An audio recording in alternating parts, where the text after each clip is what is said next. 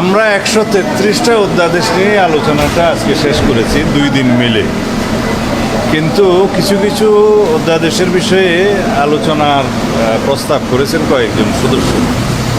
সেই আলোচনার জন্য আমরা 29 তারিখে আবার সেশনের পরে রাত 8টা থেকে 8:30, 8:30টাই হবে, ওই সময় আমরা বাকি আলোচনাটা শেষ করার জন্য সময় নির্ধারণ করেছি। মাননীয় সভাপতি সাহেব আজকে সেই সময়টা ঘোষণা করেছেন। তা আশা করি আমরা 29 তারিখ যে সন্ধ্যাবেলা যে মিটিংটা হবে ওখানে আমরা সব কিছু ফয়সলা করতে পারবো।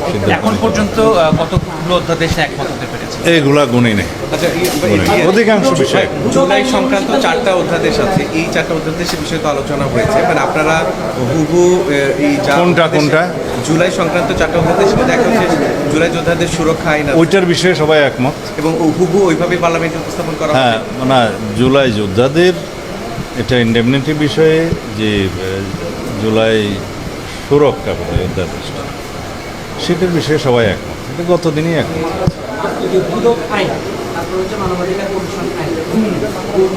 এগুলোর বিষয়ে আলোচনার জন্য রাখা হয়েছে, সেটা গুণে দেখি না, এটা 29 তারিখে বলতে পারবো। 29 তারিখ রাতে 8:30। এখানে 3টা ভাগ। একটা ভাগ হচ্ছে অধ্যাদেশগুলো যেভাবে উত্থাপিত হয়েছে, প্রণীত হয়েছিল সেইভাবে পাশ করা। পাশ করতে গেলে নিয়ম হচ্ছে সংশ্লিষ্ট মন্ত্রণালয় সেই বিলগুলো আবার আনবে এবং সেইভাবে পাশ হবে। আর কিছু কিছু অধ্যাদেশের বিষয়ে কিছু সংশোধনী সহ বিল উত্থাপিত হবে, সেগুলো সংশোধনী সহ পাশ হবে। আর কিছু কিছু বিষয়ে একমত না হলে সেগুলো এই সেশনে ল্যাপস হয়ে যাবে, পরে যদি প্রয়োজন হয় সেটা বিল আকারে পরবর্তী সেশনে উত্থাপন করা যাবে। সেটা এখনো গুণে খুবই কম। বিল আকারে তো উপস্থাপন করা, হ্যাঁ, যেগুলো পাশ হবে এগুলো বিল আকারে উত্থাপিত হয়েই পাশ করতে হবে।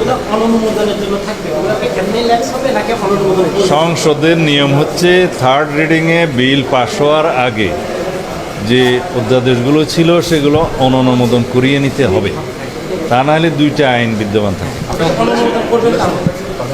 যেটা পাশ হবে সেটা তার আগে অনুমোদন করে তারপরে পাশ হবে, এটাই নিয়ম।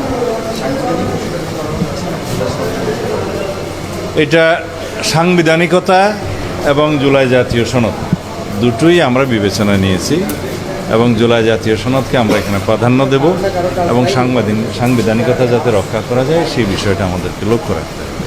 সেই 2টা বিষয় এবং জনপ্রত্যাশা অনুযায়ী আমরা সমস্ত বিলগুলোকে বিবেচনায় নেব। ধন্যবাদ।